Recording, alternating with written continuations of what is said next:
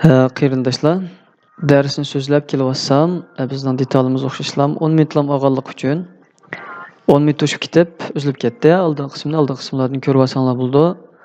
Unda biz so'zlab nega kelgandik degan vaqtida biz knopka taxtasining nimaga kelgandik? Ya'ni bulardagi 3 degan mush knopkalarni birla bossam, o'shadagi sonlar chiqadi. Agar masalan nima 3 degan knopkada mani chiqarmoqchi bo'lsak, shift knopkasini bosib turib 3 knopkasini bossam, ma belgi chiqadi. Agar alt geri ma knopkasini bosib turib 3 knopkasini bossam-chu, ma tegidagi ma belgi chiqadi. Bularni ko'rib oldik-ku. Undaqda mushlarningki hammasida faqat birla bossanglar, ishimni bosmay mush knopkalarning xohlagan birini bossanglar, ustidagi o'tturdagi narsalar chiqadi. 1 2 3 4 5 6 7 8 degan yerdagilar. Agar shiftni bosib turib bu knopkalarni bossanglar, ustidagi ma rayonidagi narsalar chiqadi. Agar alt geri mani bosib turib bu knopkalarni bossanglar, bularningki ostidagi ma'lar chiqadi. Buni ko'rib oldik. Bo'ldi. Buni ortiq so'zlashning hojati yo'q. Sizlar besish orqali bilib olasizlar. Buni ko'rdik. Endi biz 100% deb yozib boqaylar. Masalan, buni ko'rib olgandan keyin 100%. Enter dedim. 100 1 0 0. Buning uchun biz bu yerdagi 1 0 0 deb bossak bo'ldi yoki 1 0 0 deb bossak bo'ldi. Endi percent belgisini chiqarish uchun percent belgisi nerede ekan desanglar, percent belgisi 5 ta yerda ekan, shundaq-ku. Ustida bo'lgandan keyin biz qanday bosamiz? Shiftni bosib turib 5 degan knopka bossak percent belgisi chiqadi. Undaqda biz 100% deb bosaylik. 100 deb yozib oldik. Shiftni bosdik, 5 deganni bosdik. Percent chiqdi. Buni ko'rib oldik. Enter devatdik. Degandan keyin biz 100% bosib bo'ldik. Endi 10 ilingan 5 deb boqaylik. Masalan 10 1 0. Ilingan belgisi nerede degan vaqtida ilingan yozib. Ilingan belgisi mana. Ilingan belgisi mi yerda? Ma ilingan belgi ko'rdinglarmi? Ma qo'shilgan belgi-ku. Undaqda tang belgisi nerede ekan? Mi yerda ekan. Bu tang yuqorida ekan-ku. Bu yuqorida bo'lgandan keyin shiftni bosib turib, mush 0 knopkasini bossak tang belgisi chiqadi, shundaq-ku. Biz shu bo'yicha delete deb qaytaratdim. 10 1 0. Ilingan belgisi 5 tang bo'ladi. Tang nerede? 0 ning tepida. Shiftni bosdik, tepida bo'lgandan keyin shiftni bosdik. 0 ni bosdik. Tang belgisi chiqdi. 5 10 dan 5 ni olsak qancha? 5. Buni bilib oldik. Qo'shilgan deb boqaylar. 10 qo'shilgan, qo'shib belgisi ko'rsatgandim-ku. 5. Tang belgisi qaysi? Shiftni bosdik. 0 ning tepida bo'lgandan keyin shiftni bosdik. 0 bosgandan keyin tang chiqdi. 10 ga 5 ni qo'shsak 15 bo'ldi. Shunaqmi?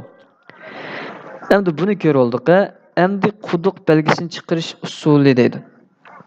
Buni bu yerdan degan to'q shundadimi? Qaranglar, quduq belgisini chiqarish uchun biz quduq belgisi nerede? Bütün knopka taxtalarga ko'z yugurtimiz. Yugursak, knopka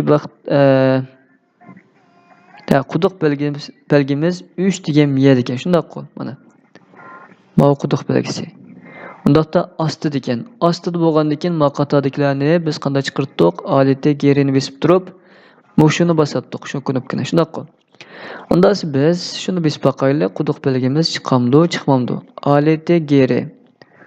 Bak ko'rsatgani, alt gerini bosib turib 3 knopkasini bossak chiqdi.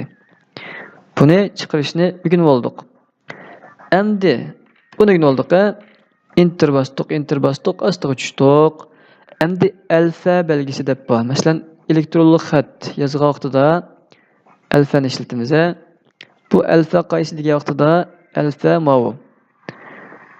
Ctrl-ni bosib, Alt-ni bosib, Q-ni bossak alfa chiqadi. Ya'ni buni biz qanday chiqardik degan vaqtida Ctrl-ni bosib turib bir barmağımızda koyup ötmeye. İkinci barmağımızda aletine bastık. İki knopkani iki barmaqda basaldık. Koyup ötmeymiz. Mav Q'ni bastık. Q'ni bastık. Basqandan keyin ma astidagi şu alfa belgisi chiqadi. Şu orqali chiqadi. Unda da buni yana bir chiqarib boqaylik.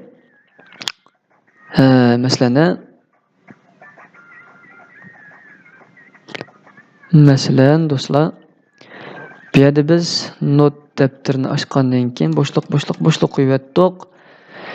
Ctrl Alt Q belgisini bosdik. Bunda chiqdi, mana. Shu ishni besish orqali bu alfa belgisini chiqarishni o'rganib oldik. Endi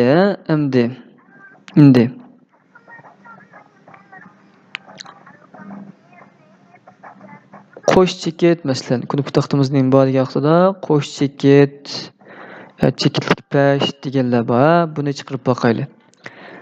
Masalan, biz knop taxtamizga qarasak, bu chekitlik pash, mau chekitlik pash, mavchu qo'sh chekit. Biz bularni chiqarish uchun qanday qilamiz degan vaqtida mana enter bosdik, asta o'chishdik-ku. Shiftni besib turib, shu chekitlik pash barni bosdik. Agar shiftni bosmaylam, chekitlik pash barni bossak, bunda chiqadi. Pashlam chiqadi. Undaqda men buni yana bir ko'rsatay. Ya'ni bu chekitlik pash mavi.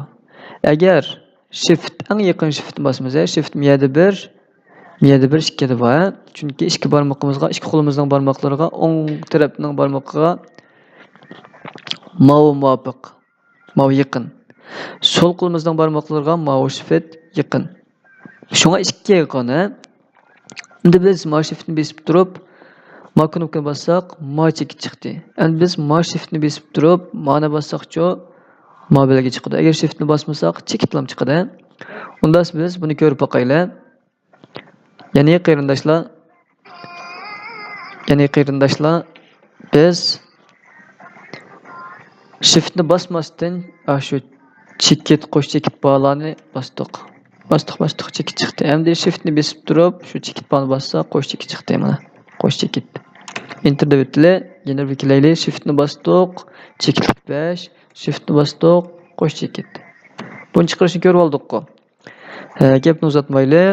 Undaqda bular tugidi. Masalan, u keldi deb chekitlik pash deb boqaylik. U keldi. Qandaq? Hammasi cho'ng harf tezildi. Cümle yozganda cümlening 5 cho'ng harfda boshlandi yoki xos ismlarning, masalan, Odila, Asqar degandek xos ismlar. Shularningki bosh harf cho'ng yozildi. Kichik chiqdi-ku. Unda biz cümle yozmoqchi, nima deb yozmoqchi degan to'qboya. Nima dedik?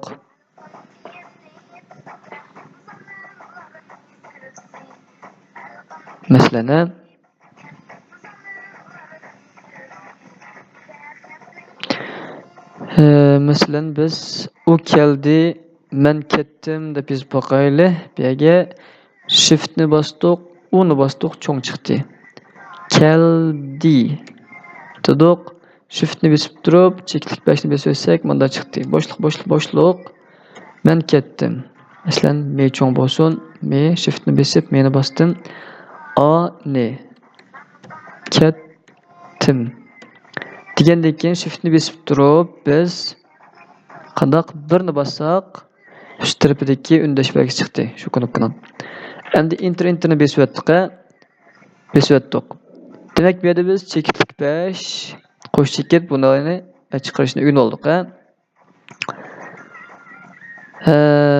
Endi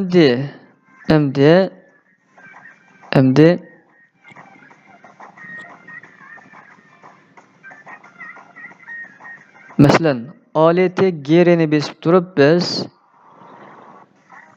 ustidagi 7ni bossak, masalan,